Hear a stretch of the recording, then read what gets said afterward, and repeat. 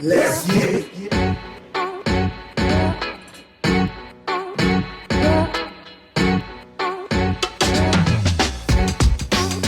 Let's get it.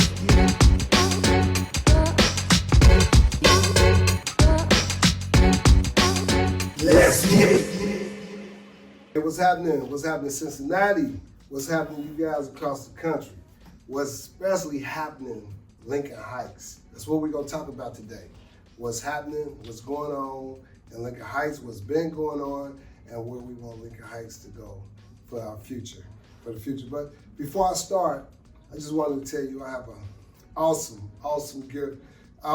guest here, Councilwoman LaVerne Mitchell. I've been knowing her a long time, and so we're gonna talk to her, and she's gonna talk about some things she's helped with in Lincoln Heights in the past, some things that they're working on now, and also where we're headed in the future with Lincoln Heights.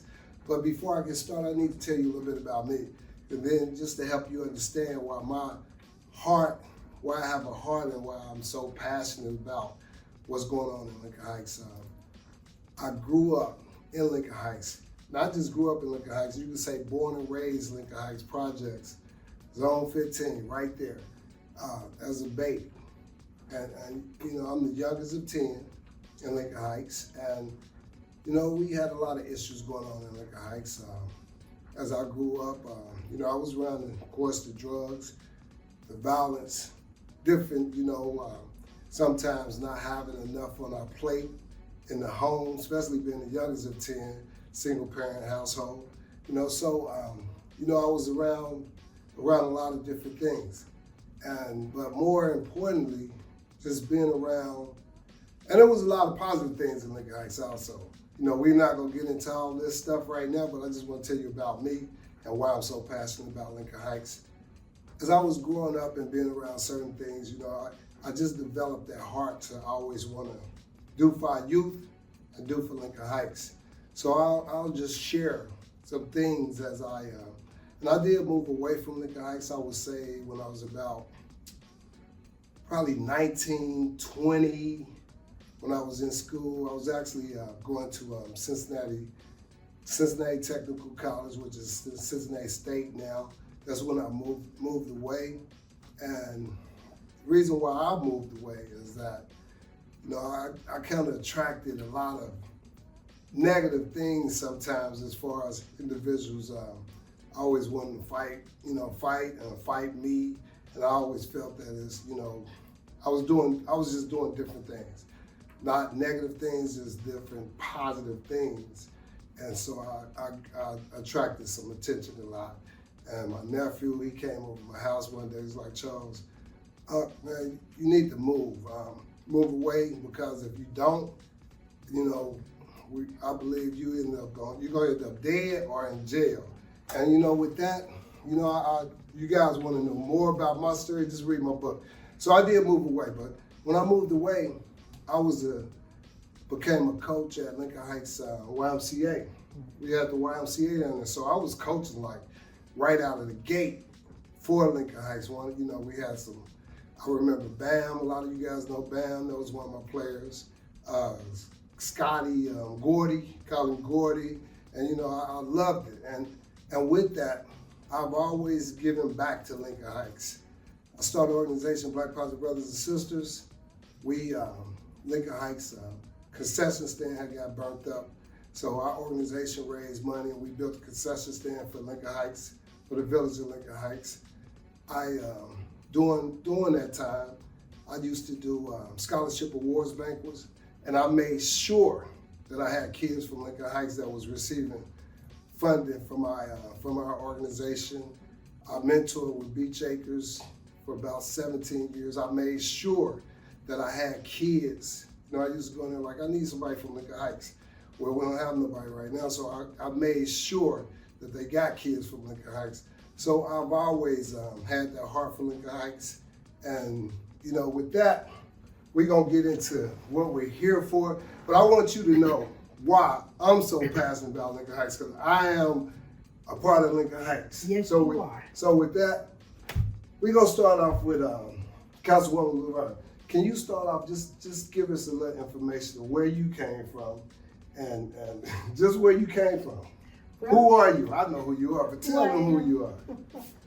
Well, Charles, I've always been in Lincoln Heights. There were a couple of times I lived outside of Lincoln Heights when I went to school, when I got married. But I came back to Lincoln Heights, and I've been here, 45 years.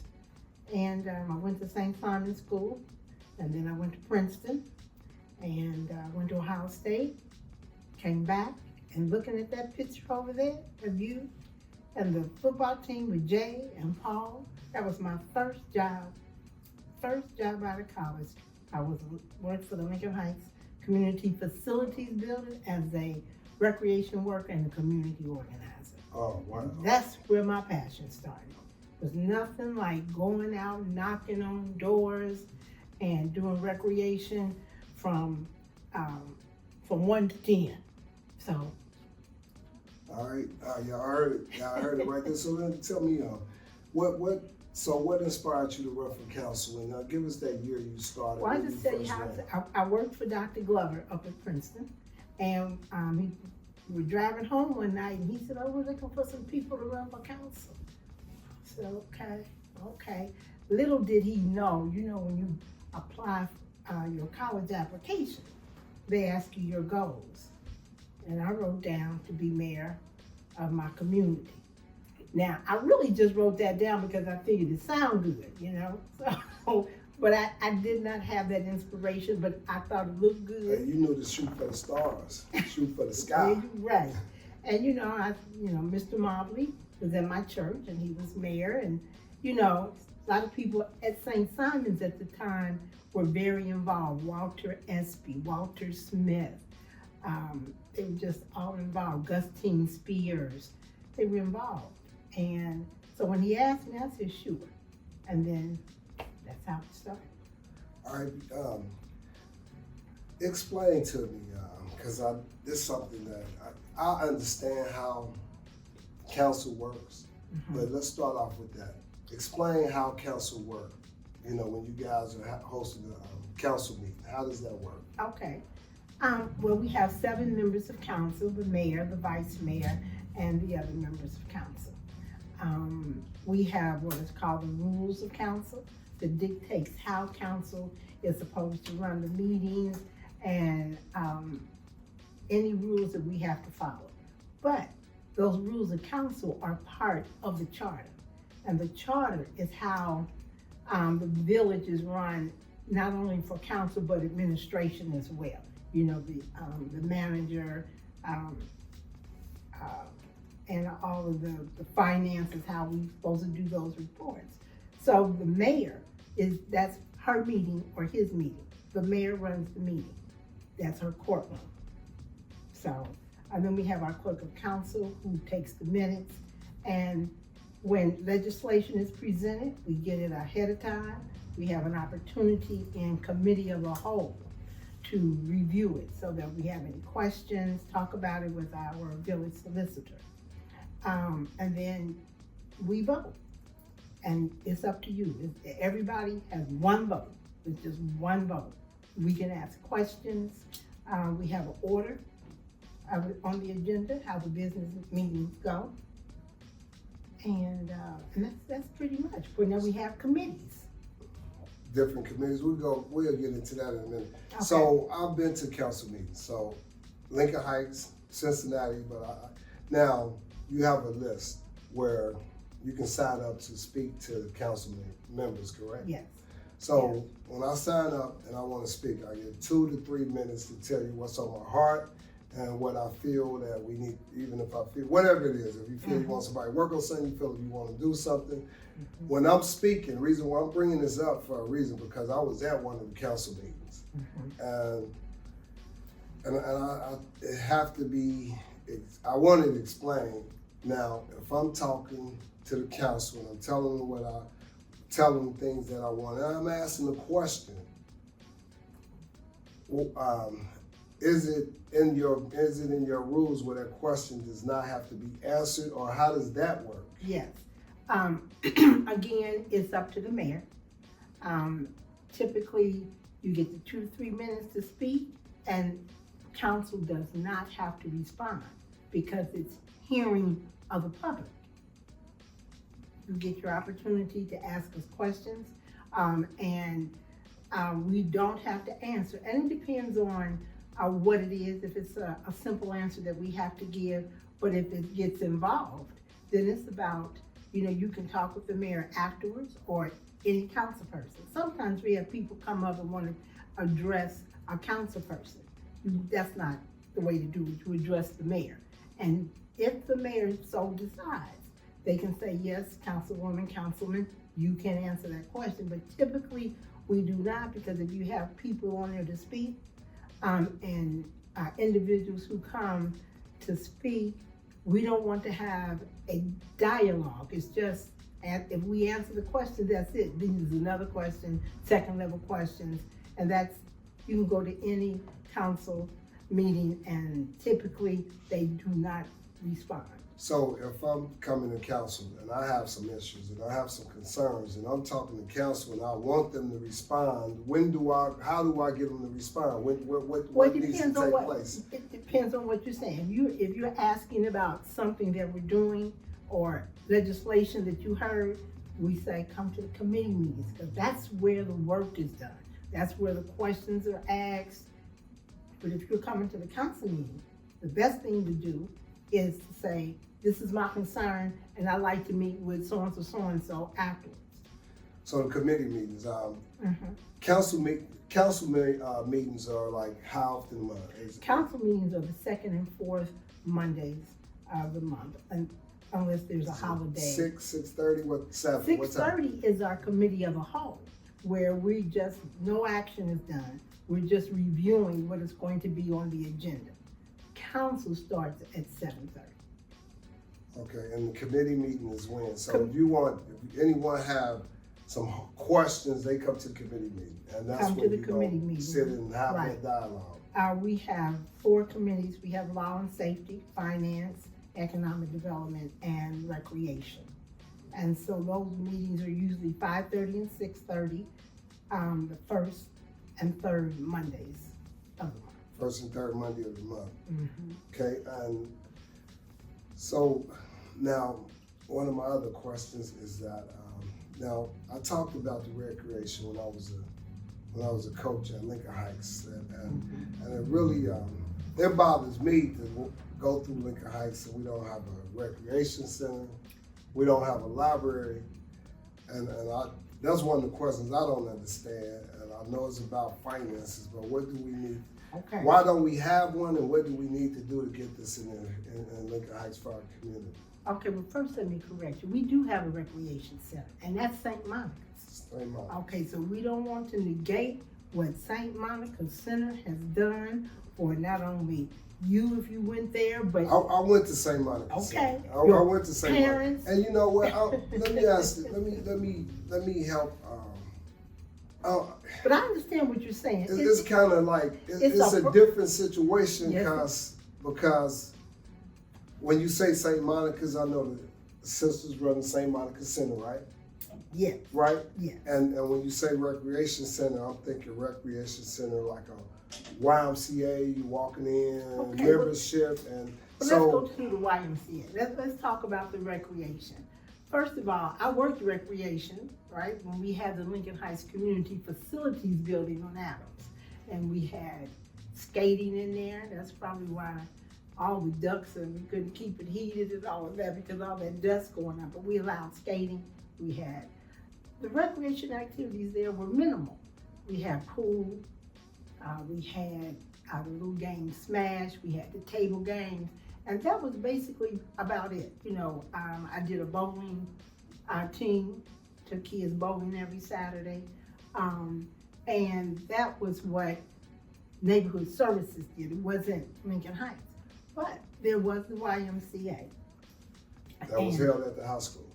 Held at the high school, exactly. And at that time, we were able to get community development block grant money, CDBG. And let's say Paul and Jay would come down and have a proposal application. We look at it and we could allocate money to it. But over the years, that changed. We stopped having revenue sharing money and all of that where you can do that.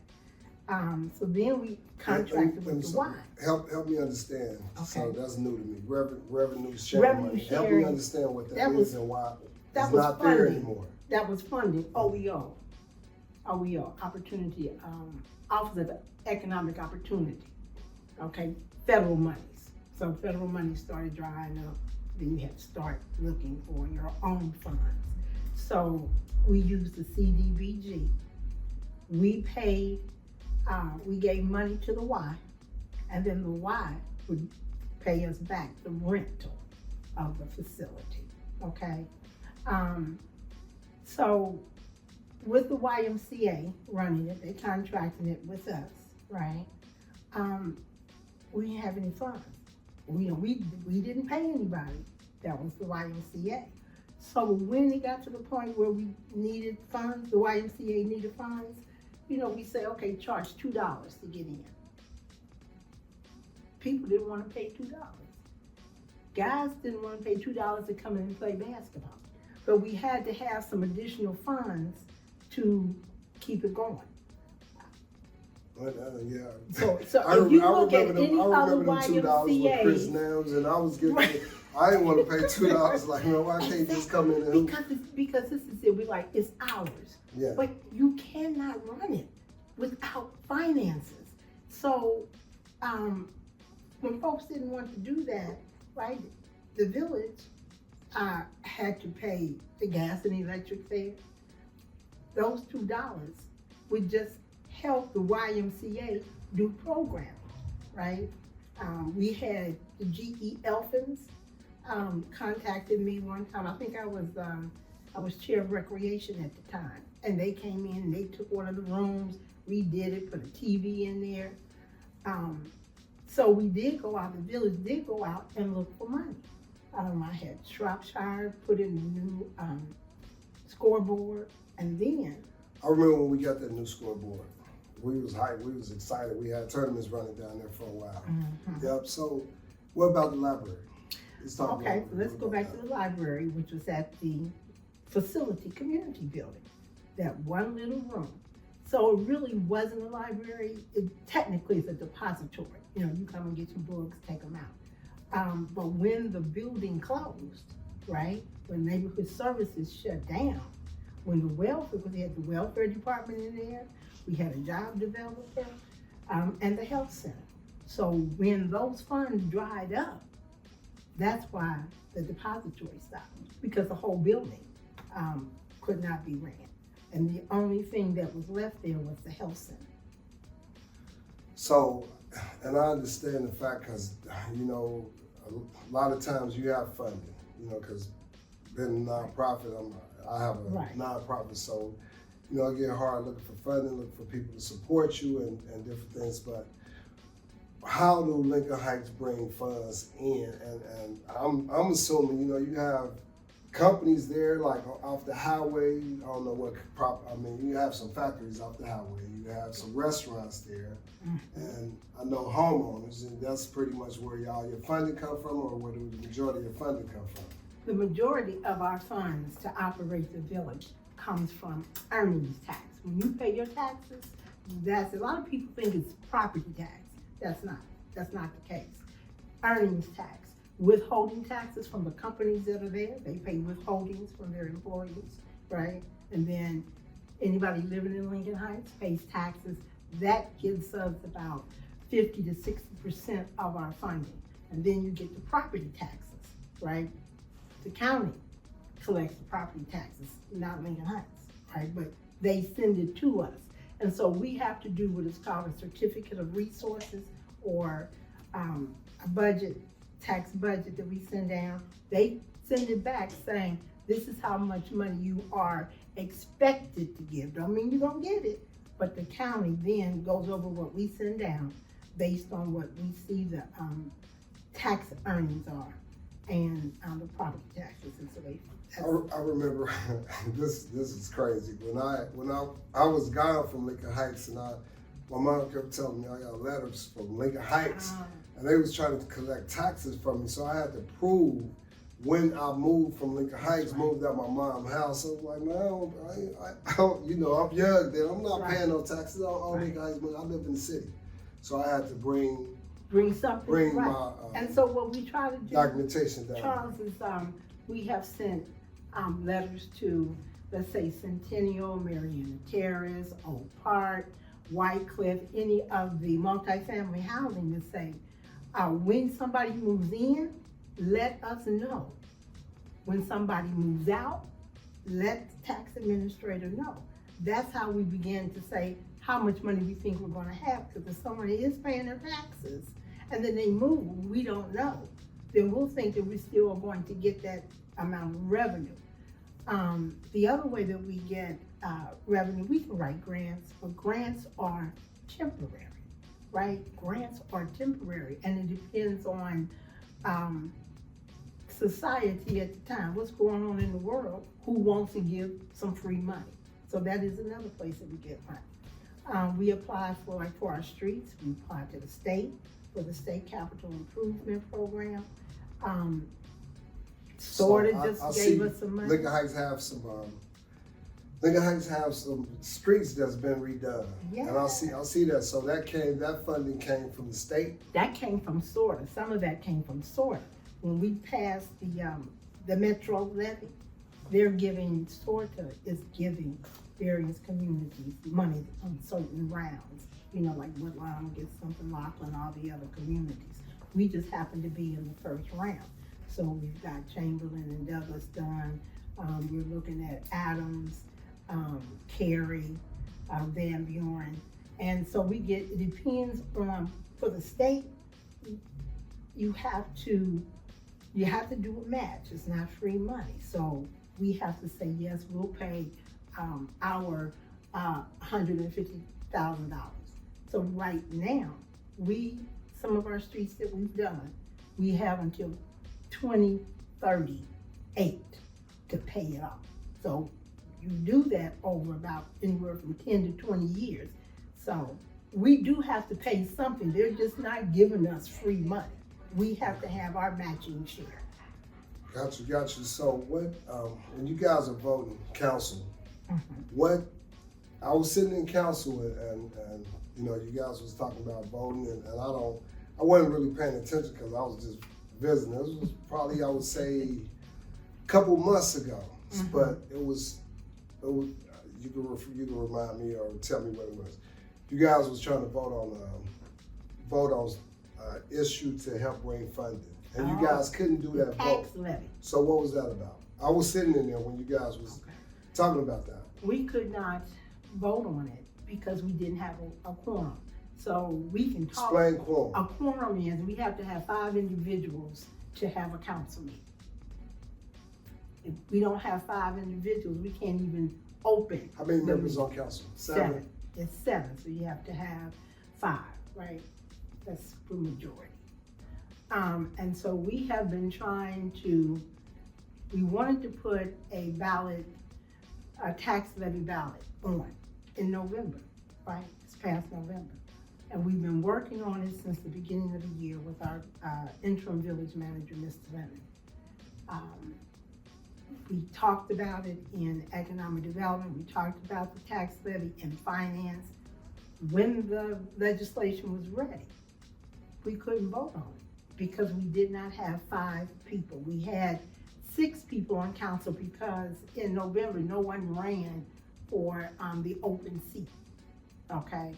So we started the handicap with 6 people, all right? So if you don't have 5, you can't have a meeting. I mean, you have. I mean, you have 6. Did you guys miss it?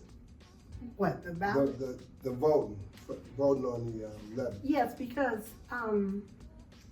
it's up to council to put it on the ballot, but it's up to the residents to vote. So if council says, no, we don't want to put a levy on, but because I don't want a levy or we don't think it'll pass, it is up to the residents. What happened with that, because we could not put this levy, this operating levy is the money that is used to pay people, to keep the lights on, And our responsibility is to say, residents, here's an opportunity. Do you want the levy or do you not want the levy? Here's what the levy will give you if you vote for it. If you don't vote for it, here are the consequences. But we could not put it on because we did not have, number one, enough time, because a couple of people were not coming to council. And then even if we had 5, it takes 5 to suspend the rules to get it down there on time, basically. And so if you had 3 people for it and 2 people against it, it still didn't go. But the main issue is that you couldn't vote on it because Couldn't you didn't have enough council members sitting Right. in there. I mean, and we brought it to the table. We've been bringing it to the table since March, discussing it. And this is our operating levy. The operating levy comes up every 5 years. Then we have the police levy, we have the fire levy, and we have infrastructure levy. Those are continuing, so we don't have to worry about taking that back to the people. We changed that. But the operating levy, you can only do it for 5 years. So every 5 years, and that doesn't mean you have to put it on. This levy that we're working on now, operating, we're trying to put it on in May, okay?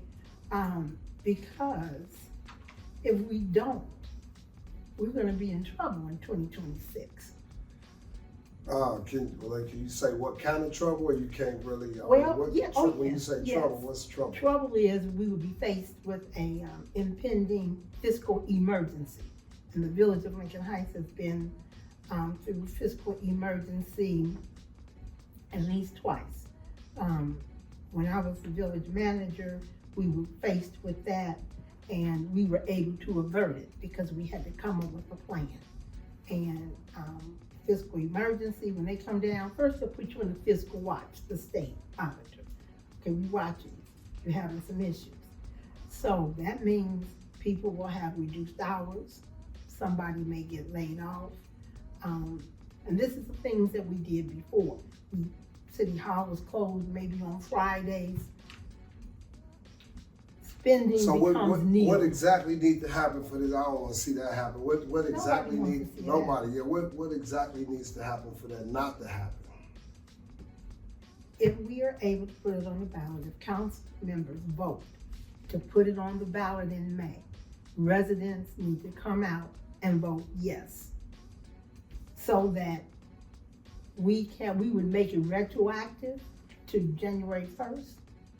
So that we can get our money in 2025 to go into 2026. And I was excited when someone brought this to me, like, hey, let's do a show on Lincoln Heights and have Councilwoman LaVerne come on.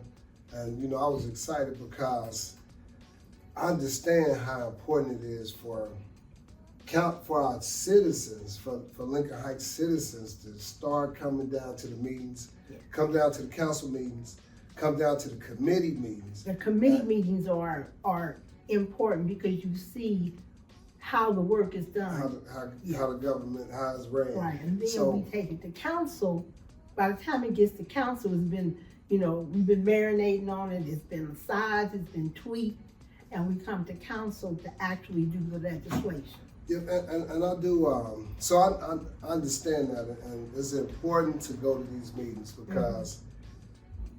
If you don't really go to meetings, you're not going to understand. Like you educated me on some things that I that I didn't know, and I go to meetings, but we have to get educated on how things are ran, what's going on. We can't sit behind the scenes and say this person ain't doing what they're supposed to do, but yet you don't know how government is ran. You need to know because these rules and laws have been in place from. When I walk in and I see all our former mayors on the wall. I mean, it's been going on through time for history. So I understand that when Lincoln Heights was incorporated, right? It was incorporated. Is that 46? Huh? Did I get it right? 46. Oh, I don't believe I got that right. But they were living there, but before, I mean, it took us about almost 10 years to get incorporated. But when you look at, we started off as probably just as a municipality, we were a city, right? And then they had a charter in 74. They had a charter in 74. A charter allows you to do what you want to do. You don't have to necessarily follow the statutory form of government, which is put down by the state. Like the state says you can have statutory, you follow all of our codes and our, Ohio revised codes. But when you have a charter, you can kind of make your own rules to fit your community. Blue Ash, our charter is basically based off of Blue Ash. LaVerne has a charter. A lot of municipalities have charters now. So Lincoln Heights had one in 74. And then when I ran in 86, there was something on the ballot to get rid of the charter. They got rid of the charter. People voted to get rid of the charter. But when we lost our city status in 1990, folks said, okay, let's do a charter again. So there were like 15 people who were put on this charter commission that our community voted for. They put the charter together. So now in 1993, the charter passed. So we're under a charter. Okay, so we have gone through multiple transformations trying to get it right. And the reason for the charter gives citizens more say. But we can't get anybody to come out. We have boards and commissions that need to be filled. You don't necessarily have that under a statutory form of government, but charter, you can say what kind of boards and commissions you want, and you appoint people to them. And our mayor, Ruby Kinsey Mumphrey, and every mayor really has put out, we need boards and commissions.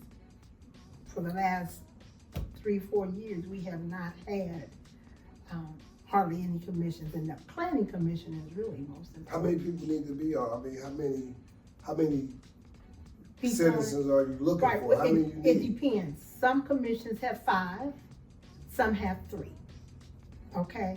And so you can be on more than one. You can be on more than one. So we have the planning commission, which decides, they look at the land use plan and they make recommendations to council. And council can approve it or not approve it. So how are we getting this information to the home, in the homes? Well, we have it's on our mailing website. list? No, we are not in a situation where, right now, where we can send something to the home now. We haven't done it in 2 years, but we have a newsletter that will come out. I was gonna say, look, I used to have a newsletter. Right, so, and that became costly. But we put it on the website, it's on the Facebook page. If you watch ICRCTV.com, the mayor has been saying, hey, we need it, it's been posted, but people have to have an interest. And we don't know, what else to do other than to say, we need you to come down. And there's, inside the building, there is a stand that has them listed where they can see which one they want, come talk to the mayor or the clerk of council. They'll give you the information. Okay, all right, got you. Now do this, share some information as far as your goals moving forward with Lincoln Heights, and why you doing that. I'm gonna switch this battery, y'all. Sorry about that, because it's flashing on me. Yours is fine. Okay. So just go ahead and just explain. I'm listening. What we're looking for the future is, number one, we have got to get the levy passed. Otherwise, the future for the village of Lincoln Heights, in my estimation, is dim. Because we have to have some funds to continue operating. Now, we know that we have some more streets to do, and that again comes through SORTA. We're looking at trying to do our collections, our tax collections. We went with Rita, the Regional Income Tax Agency, who's going to be doing the collections. So hopefully that would help. We have a land use plan that was done 3 years ago. But because we did not have a planning commission to look at it, council can't just pass it. We have to have the planning commission say yay or nay, make some changes. The county development, regional planning development helped us do this. And we had residents come out, tell us what they wanted to see. And that plan is available for anybody. They can ask for it. And Lisa, our clerk of council, will provide that. And it says how we want to see the village in the future, what lands. And this is what led to our CRA that we have, the Community Reinvestment Act, that allows us to sell Lincoln Heights property to individuals who are going to, let's say you want to rehab a house. You can, whatever the cost of the house, we do own some property with structures on them. The cost of that structure, you can do a $25,000 CRA. If you're going to put a $25,000 investment into it, you can get a 10-year abatement on the new, on whatever is new. If you own your own home, if you come and you do $25,000 worth of work on your home or your business, well, business is going to probably be a little bit more, but on your home, on the new improvements, you get a 10-year abatement on your taxes. It's a good deal. Yeah. If you want to build and get an abatement, you have to build a house that's going to be valued at $250,000. So now I heard about that. So as far as building, buying the property, buying land, and then building on, do you guys have contractors already set up, builders already set No, up? we're not doing the building. No, I know, but If do you have like a list of different builders that come in and we build? don't, I'm just but asking this question. we can probably get that, because I know the county has something like that, as well as probably Alloy, which is Yeah, because I mean that's great right there. But a lot of people don't, if they buy, say, okay, I want to buy some land, they don't have the knowledge to really like. If we have builders in place. Through our CRA, you cannot just buy land and hold it. We'll sell it to you, and in 18 months you have to have a house on it. That's what I'm saying. So if you have a list of builders that they can go to and be able we to can probably develop help 'em a out list with of that. builders, but we have to do a disclaimer if something happens. Yeah. Don't say that But the I mean village. I'm just saying that probably would Yeah. help the process rather than somebody outside coming in already have builders and saying, I'm buying this land, I'm buying this property, I'm buying this property, Well, and they bringing them in. We're not So, going to deny a developer. No, Okay, we don't deny I developers. know you wouldn't deny, but I'm saying if we could figure out how to make it easier for people that's not a developer to come in and say, okay, I think I want to buy this Usually- property. And I think, Charles, usually, and I'm not completely sure on this, but I would say that if you want to build a home, right, you're gonna go to the bank, make sure you got the money, and they're gonna be asking you who's building. So sometimes, if you're going to do that, you should have already done your homework, looked at, we have Eric Hunt doing a lot of housing for us. When you see the homes going up on Jackson and Adams through Hurt, which is a part of the port, they're doing good work. Those homes are valued at anywhere from $250, maybe $3,000, but they don't sell for that because they are to be affordable. So there are ways that we can probably get that information and have it available. As long as no one says, well, I got that reference from the village and we're not responsible. We can give you some names, but it's up to you to do your homework. okay, I ran into Richard Heading, former mayor of Lincoln Heights. And we had conversation, dialogue. We was actually talking about the target range. Okay. And You know, so let's talk about the target range a little. As far as so the target range will be moved as of the end of the year. No, come on. We have to be realistic. You're talking about shutting down the target range, right? But they have to have somewhere to go. So when we've already had the ceremony, the groundbreaking, right?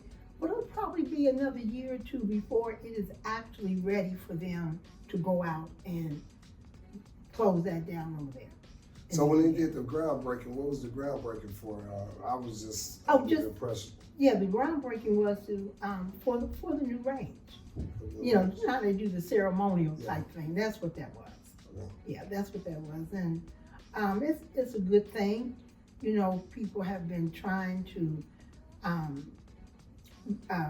remediate that spot since before I got on council. Yeah, that's what Richard shared with me. It's like it's been so many people trying to deal with getting the target range shut down for years. Right, but so you have to understand that everything is about timing. And so I remember Dr. Glover going down, talking to the individuals at the city. When I was mayor in 2008, myself and the vice mayor, Gary Brown, we went down and talked to David Pepper at the city. And then in 2015, I went back and I met with Yvette Simpson and Chief Isaacs and the trainer over at the firing range. Talked about, hey, what are you doing? I talked about, I even played for them the sound from my house in Centennial, right? And there was some conversation, oh, we're looking at moving it and da-da-da-da-da, but this, but that. And then the right opportunity came. And that opportunity was Black Lives Matter and George Floyd. Because now more people are aware of gun violence and just hearing that. And so you had a group of young men, the Heights movement. They took it further. So, and they used their resources to bring more light to it. And for me, there were a group of Episcopalians. I go to St. Simon's Episcopal Church, and we're part of the Episcopal Diocese. They were very interested in what was going on. And so you started having a lot of movement around it. And then you had Denisha Porter, who had a couple of meetings doing Zoom. And the conversation in one of the breakout rooms was, we ought to ask the city to give $5 million to move that range. And I think that was a catalyst to begin to get things moving. And the Heights movement did a lot of things. I think they had some hearing things done to try to have people come out and check their hearing and see what was going on. I happened to be on a call with the ideologist, engineer, somebody from UC, a couple other people, 2 people from the Heights movement was on there. And what they discovered, because you have to be accurate about what you're doing. Everybody, we all said, oh, there's a lot of lead over there, there's a lot of lead. They did not find a lot of lead. So, when we think that it's a brown field because it has all that lead and it has to be remediated. And so with all the gatherings of individuals and the mental issues that's coming up, and I think that was one of the things that the Heights movement was able to bring to the forefront. And so with them doing that and what all the other people before them did, led to that. The Teamwork makes this dream work. There so you go. Let me talking about this gun range, you guys. We're talking about this gun range. Who owns that land? And where is that land going? Evendale. People would always say, the firing range in Lincoln Heights. No, it's not in Lincoln Heights. It's in Evendale. the city owns it, just like you can own land in Forest Park or anywhere else, right? So the city owned it, but it was in Evendale, right?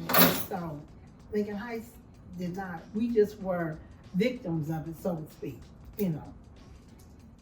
So if that land is, once Target Range is gone, Lincoln Heights would not benefit, or maybe you can't answer this, Yes, I not can. benefit any kind of way from this land or what? Yes, we can. Senator Blessing, there's House Bill 75. But I like this, man. I think you guys, I'm hoping I'm doing good, but remember what you was gonna say.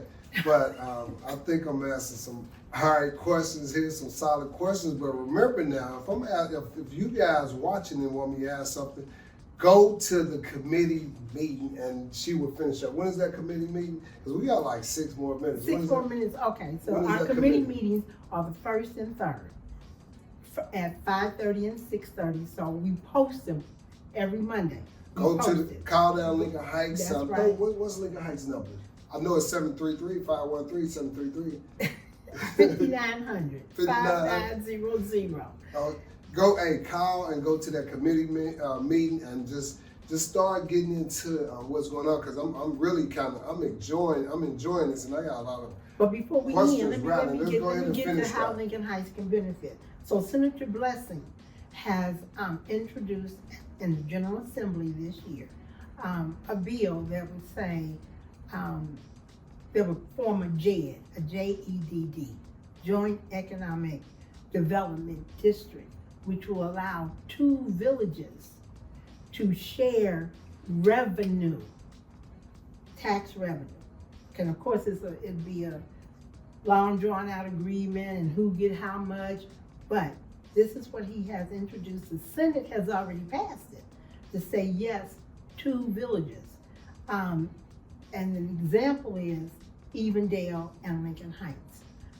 So it is out there if you want to go to the Ohio General Assembly website and read it. So, but not just Lincoln Heights and Evendale, it would be for anybody because it's for the state of Ohio. So right now you have townships.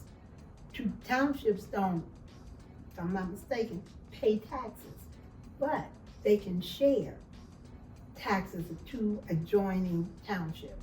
So Senator Blessing, as well as I'm sure, I call him Mayor, Senator Finer of Evendale, has had some input in that to have this JED created so villages can share revenue. You guys, you get more information on that, come to that committee meeting. Now I have to talk about this, because this is gonna be quick here.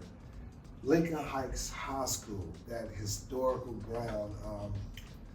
What's the future for all of that land right there? Is it gonna just stay like that, or what? We hope it doesn't. We hope it doesn't.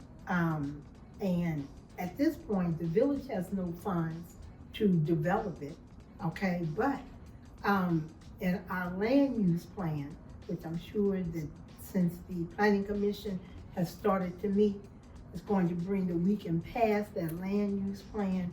It's already, right now, it's public. You know what I'm saying? It's public, so we have to make it commercial if we're gonna do some development. There has been talk about that being the hub. We have all said on council, for the most part, we do need a community center. We need a gathering place, but we also need something that's gonna bring in revenue. So what type of commercial establishments can we do? Can we make it mixed use, housing and commercial? Which is similar to what we tried to do back in 2004. We had a Stephen corridor plan done, but again, no funds, and that would have been the same thing, mixed use, like you see around Cincinnati. You got the shop downstairs and you got apartments or housing upstairs. So that is still in the works. All right. Well, maybe we do a part 2, or if anybody else want to come on the show, feel free to hit me up. Charles Wiley with Let's Get It Productions. But before I go, I have to tell you about my youth program. I train my young people. I train them chess. I train them critical thinking skills, and I'm not going to go into all that. But my goal is to develop my program all over Cincinnati. I have a couple other states that's, I'm not gonna throw it out there yet because I'm just hoping for it right now, but a couple other states that's been hit me up and heard about my program, and I'm very excited. I'm now partner with United Way. I'm also part of I can do things in Cincinnati Public Schools, and things are moving. So with that, I want to let you guys look at this here. I have to throw this out there. These are my affirmation. These are my affirmation cards. We were born to win. It has my 10-point program that helps with depression, anxiety, and suicidal thoughts. And it's a proven system that works. Me and my wife was therapeutic foster parents for like 20 years. And I've had kids come into my home that was cutters, kids that wanted to take pills, and I was able to design a program that worked. And also, I went through a phase in my life where I was dealing with systemic racism, and that broke me to the point where I became depressed. I didn't realize I was depressed, and then it turned into a deep depression, and then it turned into anxiety. I would pull up on the property, tears would come down my eyes, my heart would start beating fast. This was the early 90s. I didn't have a clue as to what was going on with me. I knew something was wrong, and then I was like, I don't want to be here no more. And that was when I was doing Black Positive Brothers, so I never discussed it with my wife. I was just constantly, like, one side of me, I was winning all kind of awards. I think I won the Mayor's Keep from the Legacy Award. But that's when I was like really dealing with depression, and I wouldn't talk about it because I'm winning all these awards, and I'm dealing with Black Positive Brothers, and I got like 80 men in my organization. I got 60 women. I got the youth organization. I did not know how to share. I didn't share with anyone. And there's people now going through things, and that's why I'm really, really proud of this, because I give people the game without them realizing I'm giving them the game how to take steps to bring your mental back to where it should be. And part of that is also through our history. When you understand your history, understand where you came from, understand who you are, they understand how our ancestors struggled through, back in time, they was taken, they was raped, they was murdered.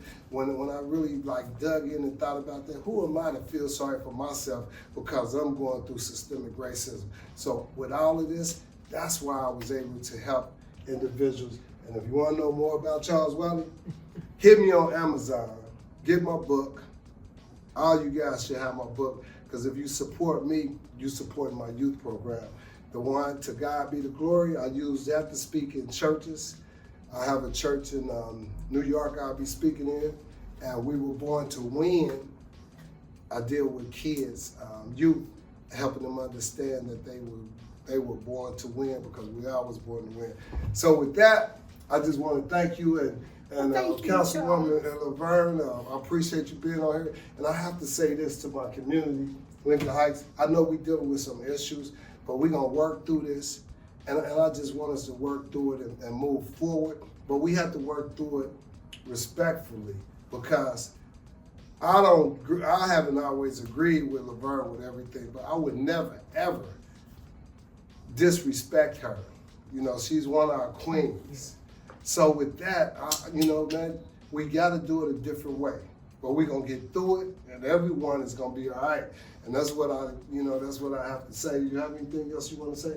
I just want to thank you for having me on. I just want to say that I know the mayor wanted to come on, and so perhaps she will be able to, fix her schedule so she can come on too. Yeah, feel free. This is what we do. I will have Iris Rowley is going to come on. Our team, as far as the collaborative agreement, I was one of the main plaintiffs with a few other people. Vinnie Clark, sorry, not Simpson, he's from Lincoln Heights. Vinnie Clark, Junior Mark, Lisa, what was Lisa? I don't remember Lisa's last name, but it was quite a few of us that helped with the historical collaborative agreement. So we're gonna have a powerful show dealing with that. And our collaborative agreement, it's in jeopardy, and we, right now we don't have to worry about the police. You know, we still have issues, but you don't have, you know, back then we was having a lot of racial profiling going on. The police was policing like as if they was in the 50s. Man, that could happen at the snap of your fingers. So you think you got issues, man, you guys have to get involved.